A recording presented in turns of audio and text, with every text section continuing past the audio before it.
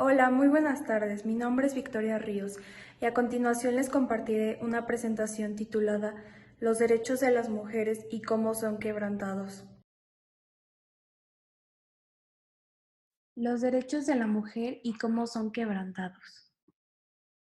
Realizamos esta investigación debido a que en México y la mayor parte de América Latina se vive con una discriminación al género femenino, ya que el machismo está arraigado en la cultura y en cada uno de sus habitantes.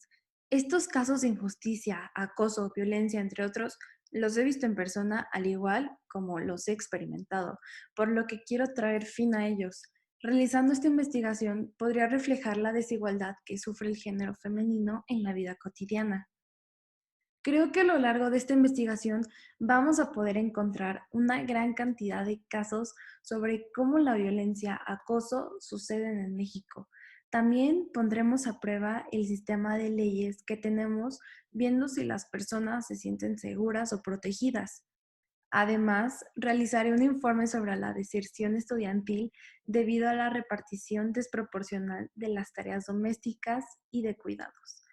Ya reuniendo toda esta información, tendremos una base de datos para poder gestionar un cambio en las leyes actuales de la República Mexicana. La identificación de variables. Bueno, la variable dependiente va a ser el nivel de violencia de género que existe actualmente en México. La variable independiente será la creación de derechos los cuales defienden a la mujer. Y finalmente, la variable interviniente va a ser la falta de apoyo por parte del gobierno. Los recursos que utilizaremos para la investigación va a ser un artículo publicado en la Revista Mexicana de Ciencias Políticas, encuestas al público, páginas gubernamentales sobre la gestión de leyes y finalmente los conocimientos adquiridos por mi asesor. Ya en la recolección de datos y estadística descriptiva, podemos ver que la UNICEF, mejor conocida como el Fondo de Naciones Unidas para la Infancia, informó que en México 4.1 millones de alumnos dejan la escuela por distintas razones. Y ese factor es uno de los mayores problemas que presenta el sistema educativo en México. Pero sin embargo, en una investigación realizada por la INEGI, se da a conocer la desigualdad entre hombres y mujeres. Esto es debido a la desigualdad de repartición de las tareas domésticas, cuidados de otras personas, embarazos, entre otras. El sexo femenino representa la mayor parte del sector de deserción estudiantil por falta de bienes. Aquí podemos apreciar una gráfica que nos enseña que la educación de las mujeres se ve afectada por las labores domésticas. A diferencia de los hombres en actividades y cuidados del hogar, ellas participan 83%, en cambio los hombres un 17%. Y en maternidad o paternidad o unión, como les decía, en eso también vienen los embarazos y todo eso, la mujer se hace cargo y también participa también un 83% y el hombre solo un 17%. Y las mujeres también tienen menos recursos económicos a comparación de los hombres. Esta no está tan contrastada, pero aún así tienen mayor vulnerabilidad. Colección de datos y estadística descriptiva encuesta. Hicimos una encuesta y el 66% de las personas que la contestaron eran mujeres, el 34% eran hombres. Y las personas contestaron que el 74.6 de esas personas habían sufrido de acoso y el 25.4 no han sufrido acoso. Además, el 69.7 han sufrido de algún tipo de violencia. Ellos pusieron que la violencia más recurrente en ellos fue la violencia escolar, con el 41.8. Después, la violencia intrafamiliar con el 26.4 y 24.5 por parte de alguna autoridad. Otros datos fueron que el 22.7 fue en una relación, el 9 por alguien desconocido, 6.4 laboral y 0.9 por un asalto. Al separar estos resultados, encontramos que el 100% de las mujeres habían recibido algún tipo de acoso, mientras que en los hombres solo fue de 26,4.